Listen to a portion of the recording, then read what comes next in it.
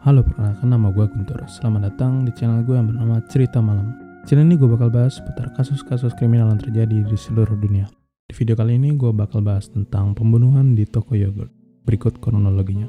Pada hari Jumat tanggal 6 Desember 1991, perempuan bernama Sarah Harbison yang berusia 15 tahun bersama temannya Amy Ayers, berusia 13 tahun, sedang nongkrong di North Coast Mall, Austin, Texas. Mereka menghabiskan waktu saat malam yang dingin sampai saudara perempuan Sarah bernama Jennifer dan teman sekolahnya serta rekan kerjanya Elisa Thomas, keduanya berusia 17 tahun, setelah menyelesaikan shift malamnya di I Can't Believe It's Yogurt, sebuah toko yogurt yang terletak di Mall Hillside di West of Anderson Lane. Beberapa saat kemudian, pukul 10 malam, Sarah dan Amy berjalan beberapa blok menuju toko yogurt dari mall untuk membantu temannya menutup toko. Setelah tutup pada pukul 11 malam, keempat gadis itu berencana untuk pergi ke sebuah pesta. Tepat sebelum tengah malam, petugas Departemen Kepolisian Austin bernama Troy G melihat asap yang berasal dari mall saat sedang berpatroli. Troy melaporkan kebakaran tersebut dan kemudian petugas pemadam kebakaran segera tiba di tempat kejadian. Saat sampai, pemadam segera memadamkan api. Saat memadamkan api, mereka menemukan pemandangan yang mengerikan. Jennifer, Sarah, Amy, dan Eliza ditemukan sudah tak bernyawa. Semua gadis tersebut ditemukan telanjang dan terikat dengan disumpal menggunakan pakaian mereka sendiri. Jenazah Amy ditemukan di tengah ruang belakang, sedangkan Jennifer, Sarah, dan Eliza ditemukan di ruang belakang bergerombol di salah satu sudut. Elisa dan Sarah ditumpuk di atas satu sama lain, sementara Jennifer berbaring terpisah. Kaki gadis-gadis itu terbuka lebar dan sendok es krim ditempatkan di antara salah satu kaki mereka. Tubuh mereka terbakar hampir tak bisa dikenali, karena si pembunuh telah mengumpulkan kain dan barang-barang yang mudah terbakar lainnya dari sekitar toko dan menyiram mereka dan mayat-mayat itu dengan cairan pemantik api sebelum membakar toko dan melarikan diri. Otopsi yang dilakukan pada gadis-gadis itu mengungkapkan bahwa mereka semua ditembak di belakang di bagian kepala seakan sedang mengeksekusi, dan setidaknya 2 gadis yang telah diperkosa. Pihak berwenang juga memberitahu media bahwa 2 senjata yang telah digunakan untuk melakukan pembunuhan ini yang menunjukkan setidaknya ada 2 pelaku. Manajemen toko yogurt dan penyelidik polisi menyatakan ada sekitar sejumlah $540 yang hilang dari toko. Meskipun penyelidikan polisi yang panjang oleh detektif utama bernama John Jones, Mike Huckabee, banyak tersangka dan komunitas yang marah. Sampai sekarang, pembunuhan yang mengerikan ini tetap belum terpecahkan. Masuk ke dalam teori dalam kasus ini. Sejak awal ada sejumlah masalah dalam penyelidikan ini. Pertama, petugas pemadam kebakaran yang menanggapi panggilan tersebut melakukan pekerjaan mereka. Dalam prosesnya berpotensi menghilangkan bukti forensik yang ada. Terlebih lagi pada awal 1990-an, kota Austin belum memiliki tim khusus forensik. Hanya memiliki 1 unit sidik jari saja, ditambah dengan kurangnya tim investigasi pembunuhan. Saat itu hanya ada 1 tim penyelidik pembunuhan pada shift malam saat pembunuhan gadis-gadis tersebut. John dan Mike memiliki kemungkinan banyak tersangka. Telepon di kantor polisi terus berdering. Para penyelidik kewalahan ketika dihadapkan dengan 342 kemungkinan tersangka dan banyaknya pengakuan palsu. Mempertimbangkan sifat mengerikan dari kejahatan serta penempatan tubuh korban, para penyelidik pertama-tama menyelidiki pembunuhan berantai yang mungkin berkeliaran di sana. Penyelidikan ini membawa mereka ke seorang bernama Kenneth Allen McDuff. Kenneth Allen McDuff adalah seorang pembunuh berantai di Texas yang diduga telah melakukan setidaknya 14 pembunuhan. Dia dihukum karena membunuh 3 remaja pada tanggal 6 Agustus 1966 yang bernama Robert Brand, Mark Dunman, dan Edna Louise Sullivan. Pembunuhan ini dijuluki pembunuhan sapu karena leher Edna dipatahkan dengan sapu setelah dia secara berulang kali diperkosa. McDuff dijatuhkan hukuman mati, tetapi hukumannya diubah menjadi seumur hidup dengan kemungkinan pembebasan bersyarat pada tahun 1972. Akibat kepadatan di dalam penjara, McDuff dibebaskan bersyarat pada tahun 1989. Saat itulah McDuff diyakini melakukan banyak pembunuhan lainnya, termasuk membunuh Melissa Ann Northam, seorang perempuan Texas yang berusia 22 tahun pada tahun 1992. Setelah menghindari penangkapan selama bertahun-tahun, McDuff akhirnya ditangkap dan ditahan serta dijatuhkan hukuman mati. Pada 17 November 1998, pada saat hari eksekusinya, McDuff mengakui telah melakukan pembunuhan di toko yogurt. Jika dia mengira pengakuan terakhirnya ini akan menyelamatkan hidupnya, dia salah. Eksekusinya tetap dilakukan hari itu sesuai jadwal. Setelah kematian McDuff, pihak berwenang menyelidiki pengakuannya, tetapi ketika dilakukan pencocokan pada sidik jari dan rambut yang dikumpulkan dari toko yogurt menyimpulkan bahwa dia tidak ada kaitannya dengan pembunuhan ini.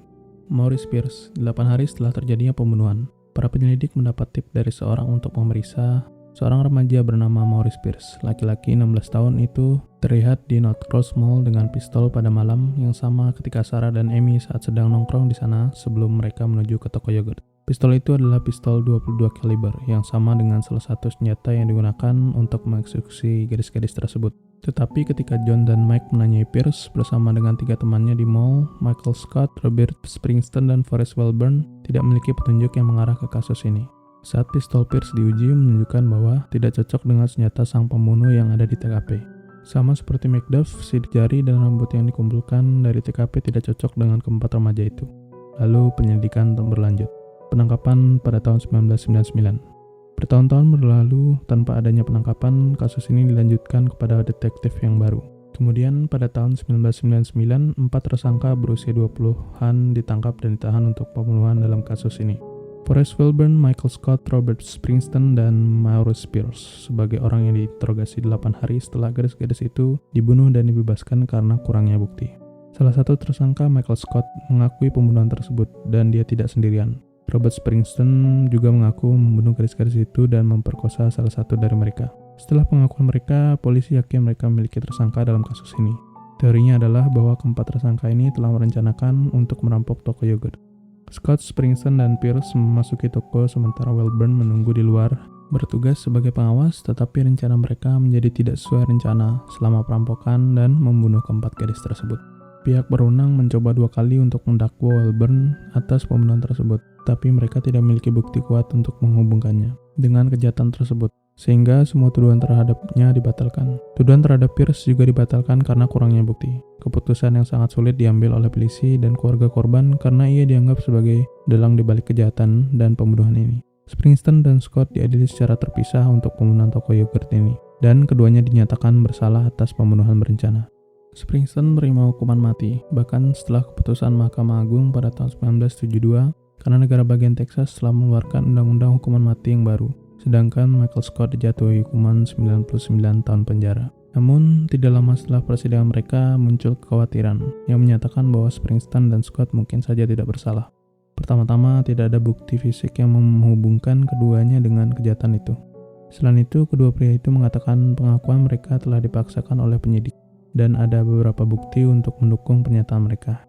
Salah satu detektif dalam kasus tersebut dipindahkan setelah ia diduga memalsukan pengakuan dalam kasus yang tidak terkait. Dan sebuah foto terungkap dari anggota lain dari Departemen Kepolisian Austin yang menodongkan pistol ke kepala Scott selama interogasinya. Kira-kira 15 tahun setelah pembunuhan toko yogurt ini.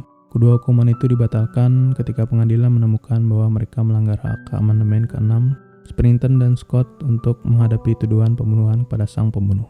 Pengakuan Scott dan Springsteen digunakan untuk melawan satu sama lain di persidangan, tetapi pengacara mereka tidak pernah diberi kesempatan untuk memeriksa silang si penuduh.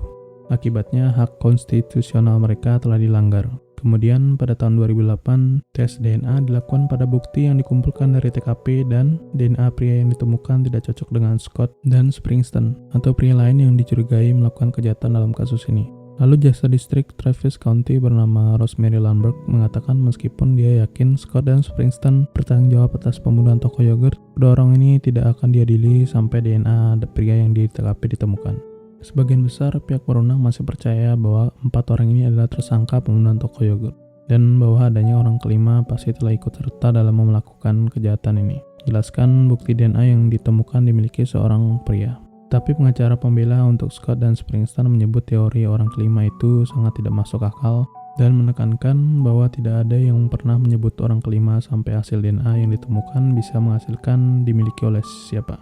Customer yang tidak pernah diidentifikasi. Beberapa pengacara, penyelidik, anggota keluarga, dan detektif yang tengah menangani kasus ini berpikir bahwa pembunuhan sebenarnya adalah 2 pelanggan yang tak dikenal berada di toko yogurt pada saat waktu tutup. Polisi tampaknya mewawancarai 52 pelanggan yang mengunjungi toko pada hari pembunuhan.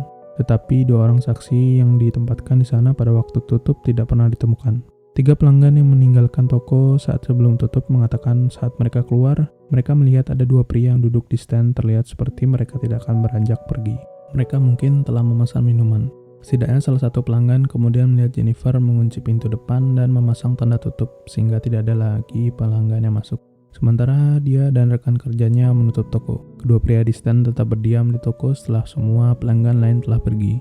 Saksi menggambarkan 2 pria ini sebagai berikut. Salah satu pria memiliki rambut yang berwarna terang, mungkin seperti pirang gelap, dan tingginya sekitar 150-180 cm, berusia sekitar akhir 20-an atau awal 30-an. Pria satunya digambarkan sebagai pria yang memiliki badan lebih besar. Keduanya menggunakan jaket, yang satunya berwarna jaket hijau, sejenis jaket tentara, dan jaket berwarna hitam. Sampai hari ini, dua orang pria ini tidak pernah diidentifikasi. Pada akhirnya, patut dipertanyakan apakah perampokan benar-benar menjadi motif dalam kasus ini. Mengingat kecilnya jumlah uang yang diambil dan tingkat kekerasan terjadi sangat ekstrim. Sulit untuk membayangkan bahwa pembunuhan ini semata-mata merupakan hasil dari perampokan yang gagal. Kemungkinan besar kejahatan ini bersifat seksual dan para pembunuh mengambil uang itu sebagai pilihan kedua. Salah satu gadis itu mungkin saja mengenal pembunuhnya. Atau mungkin Sarah dan Amy telah diikuti dari mall sampai ke toko yogurt. Kemudian sangat diragukan Springsteen, Pierce, Wilburn, dan Scott ada hubungannya dengan pembunuhan ini. Hal penting untuk memecahkan kasus ini dengan menyimpulkan bukti DNA yang ditemukan di TKP dengan dua pelanggan pria yang dilihat oleh saksi yang masih berada di toko yogurt saat tutup. Pembunuhan di toko yogurt ini pada tahun 1991 mengubah kota Austin selamanya. Wali kota yang menjabat saat itu menyebut pembunuhan ini sebagai kejahatan di mana Austin kehilangan kepolosannya. Kekerasan dan hilangnya nyawa dari keempat gadis ini yang masih sangat muda membuat masyarakat mempertanyakan keamanan di kota Austin. Toko I Can't Believe It's Yogurt saat ini telah menjadi salon kuku. Tetapi sebuah memorial ditaruh di tempat parkir tepat di bawah pohon oak tua untuk mengenang Jennifer Harbison, Sarah Harbison, Amy Ayer, dan Eliza Thomas, serta mengingatkan semua orang keadilan atas kejahatan mereka sampai saat ini belum didapatkan. Sekian untuk kasus kali ini. Sangat tragis, keempat gadis tersebut harus tewas secara mengenaskan dan sampai saat ini pelakunya masih belum tertangkap. Terima kasih telah menonton. Jangan lupa like dan juga subscribe. Jika kalian punya kasus-kasus yang ingin gue bawakan, bisa langsung aja komen. And see you guys in the next video.